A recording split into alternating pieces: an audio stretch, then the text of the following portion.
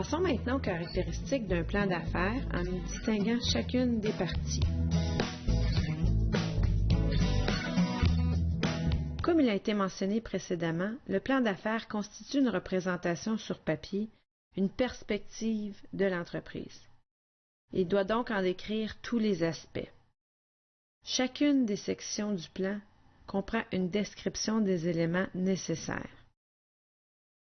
Dans la section du module qui suit, nous allons effectuer un bref survol du contenu de chacune des parties dans l'ordre présenté ci-dessus. Vous remarquerez que certaines sections du plan d'affaires ne seront que très sommairement survolées parce que le but de cette section est simplement de vous montrer la structure pour que vous puissiez vous faire une idée générale du contenu. Fait à noter qu'il est possible que certaines sections ne s'appliquent pas à votre projet. Il est aussi possible que certains de vos partenaires ou futurs investisseurs demandent d'ajouter d'autres informations qui n'y sont pas. Néanmoins, je vous dirais qu'à la fin de cette partie, vous posséderez suffisamment de connaissances pour faire un choix éclairé quant à la structure et au type de plan qui vous convient. Commençons par la page couverture. D'abord, elle doit contenir la raison sociale, donc votre nom. Ensuite, on indique le titre du document, dans ce cas-ci plan d'affaires. On y inscrit évidemment la date de rédaction ou la date de modification. On peut également y ajouter les coordonnées de l'entreprise, les coordonnées de la personne ressource et des collaborateurs s'il y a lieu. Ensuite vient le sommaire exécutif. Le sommaire est rédigé vraiment une fois que l'ensemble du plan d'affaires est achevé. Il vise à donner au lecteur un bref résumé, mais dynamique, des éléments clés du plan et surtout à les convaincre d'examiner le reste du plan avec un intérêt encore plus vif. C'est donc une section qui met en évidence votre connaissance du domaine et qui démontre que tout investissement dans votre entreprise sera profitable et viable. Le but ultime du sommaire sera donc d'être très accrocheur, afin de capter l'intérêt des futurs lecteurs, mais aussi de les inciter à continuer à lire. Quant à la table des matières, elle permet de présenter un contenu plus détaillé. Il faut donc y indiquer le numéro de page où se trouve le début de chaque section. Certains investisseurs potentiels ou certains lecteurs lisent rarement un plan du début à la fin. Donc, le lecteur doit trouver rapidement ce qu'il cherche à l'aide de votre table des matières. La première section traite de votre projet. Dans cette section, le lecteur veut en premier connaître l'origine de l'entreprise. Si l'entreprise existe déjà, mentionnez brièvement à quel moment et par qui l'entreprise fut fondée et exposer, dans le fond, les plus importants changements survenus dans l'entreprise. Par contre, s'il s'agit d'une nouvelle entreprise, expliquez les raisons qui ont poussé à vouloir fonder ce type d'entreprise. Par la suite, une description du projet est nécessaire. Celle-ci permet au lecteur de connaître les produits et services que vous allez offrir.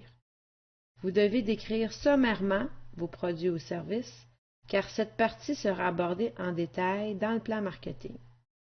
Idéalement, de représenter graphiquement votre offre de service sous forme de pictogrammes ou de diagrammes permet en un clin d'œil de bien saisir votre offre de service.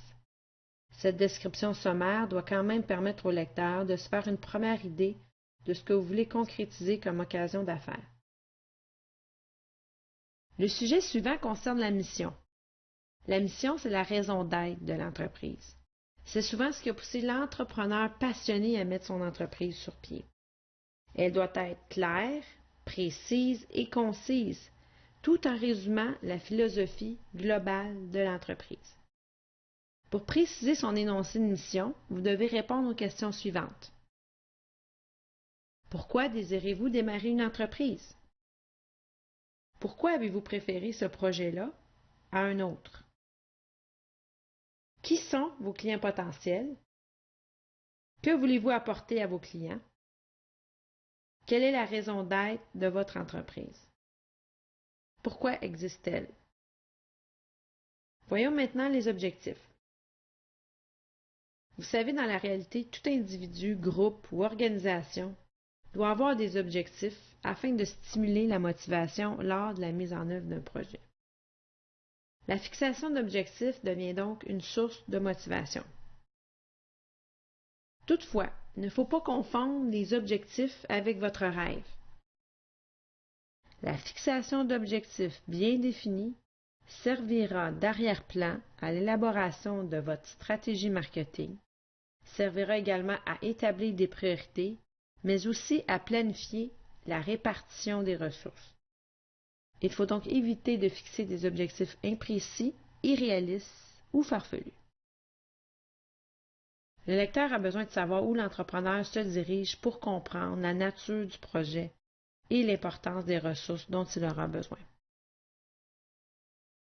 Donc, l'entrepreneur doit se fixer deux types d'objectifs, les objectifs qualitatifs et quantitatifs. L'objectif qualitatif est difficilement mesurable et intangible. Il permet, par contre, de préciser le type d'opération vers lequel l'entrepreneur se dirige.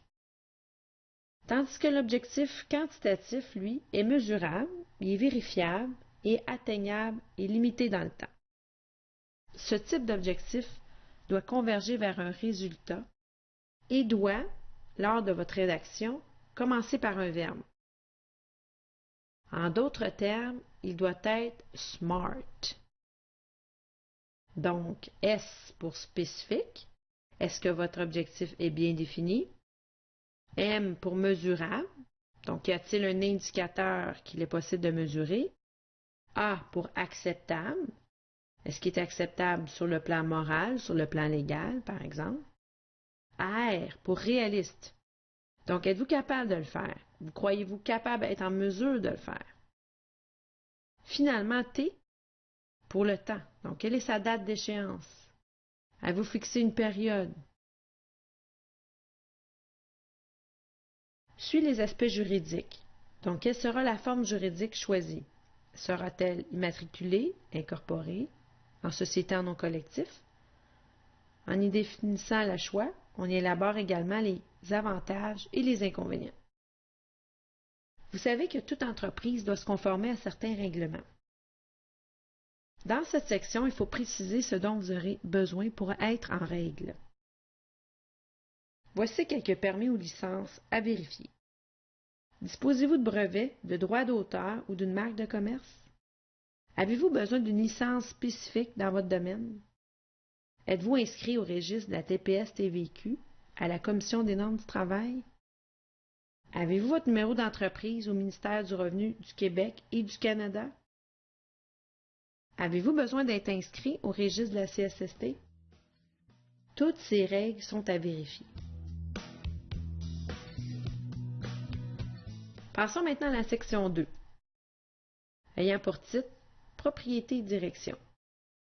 Le but de cette section est d'évaluer si vous ou votre équipe possédez les compétences et les ressources nécessaires pour bien mener votre projet. Cette section doit démontrer aux éventuels investisseurs vos compétences et votre niveau de motivation. Pas facile. Voici ce qui devrait figurer dans cette section. Donc, on devrait y retrouver une description de votre expérience de travail. Je dis bien une description, puisque votre CV se trouve en annexe. Une description également de vos compétences, vos connaissances qui sont en lien avec votre projet, accompagné d'un court paragraphe sur vos stratégies pour combler vos lacunes. Ensuite s'ajoute tout votre réseau d'affaires et tous vos contacts privilégiés.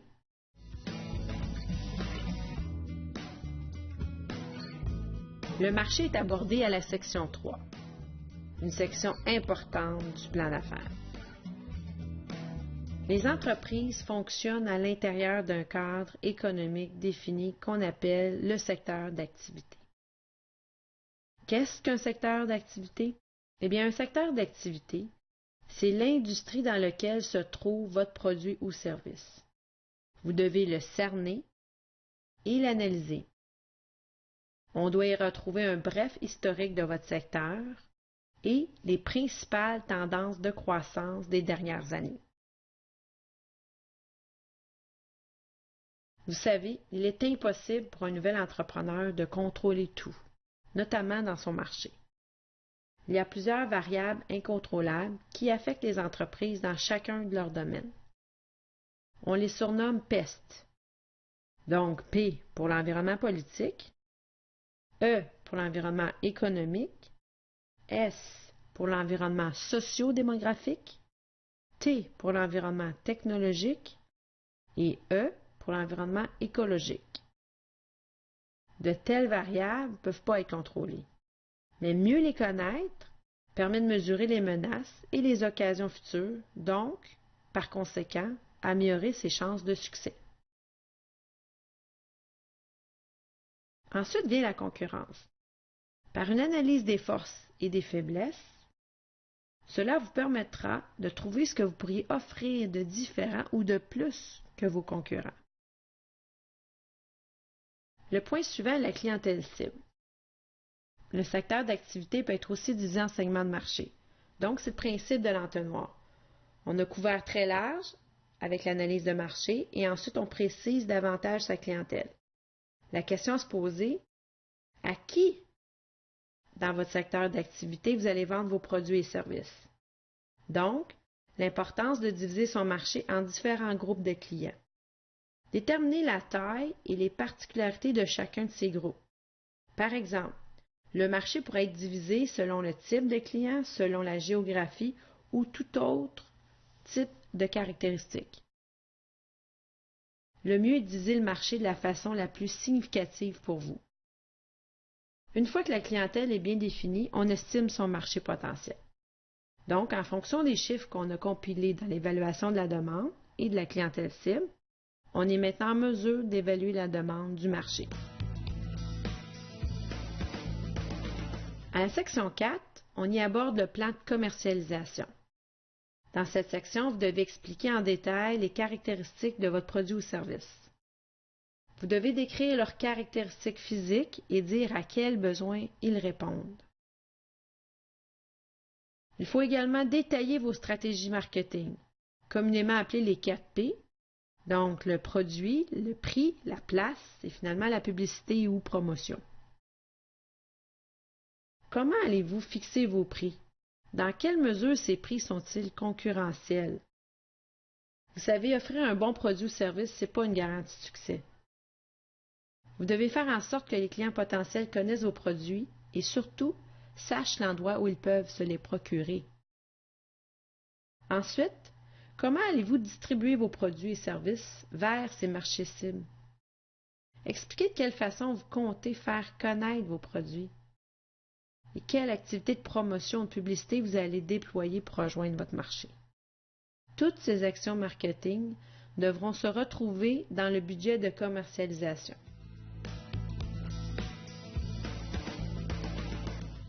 La section 5 traite le plan des opérations. Cette section du plan sert à planifier le processus de fabrication de son produit. La structure de cette section peut varier selon que vous planifiez une entreprise qui produit un bien manufacturier versus un service. C'est sûr que pour une entreprise de fabrication, cette partie est plus importante et détaillée, car c'est à ce moment-ci qu'il faut prévoir toutes les ressources. Ensuite, on doit déterminer son processus d'opération, sa capacité de production et son approche qualité, peu importe qu'on soit en fabrication ou en service. On y spécifie également les approvisionnements, donc qui sont vos fournisseurs. Parfois, certains y ajoutent un plan de leur aménagement. C'est à cet endroit également qu'on détaille nos besoins en immobilisation, comme par exemple, quel type d'équipement avez-vous besoin? Quel type d'outillage avez-vous besoin? Avez-vous besoin d'un matériel roulant? Seront-ils déjà dans l'entreprise ou seront à acquérir dans le futur? Vous devez également examiner la façon dont vous allez combler les postes clés qui ne font pas partie de la gestion. Vous devez aussi déterminer le nombre de personnes, leurs compétences, leur nombre d'années d'expérience, leur salaire, les bénéfices et la formation que vous comptez leur offrir. Vous devez ensuite présenter sous forme d'organigramme cette structure de la main-d'œuvre. En fin de section, on y retrouve les assurances, donc le coût de vos assurances, l'aspect d'innovation si cela est pertinent à votre entreprise, et finalement un calendrier de démarrage qui énumère les principales activités.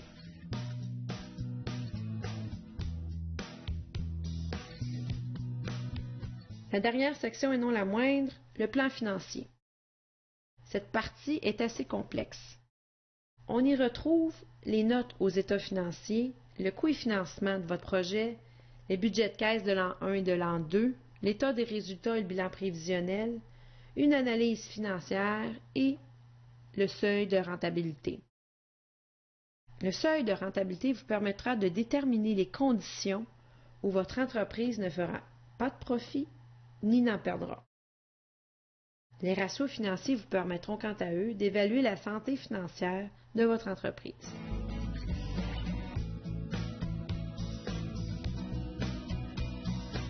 À la toute fin du plan d'affaires se trouvent les annexes.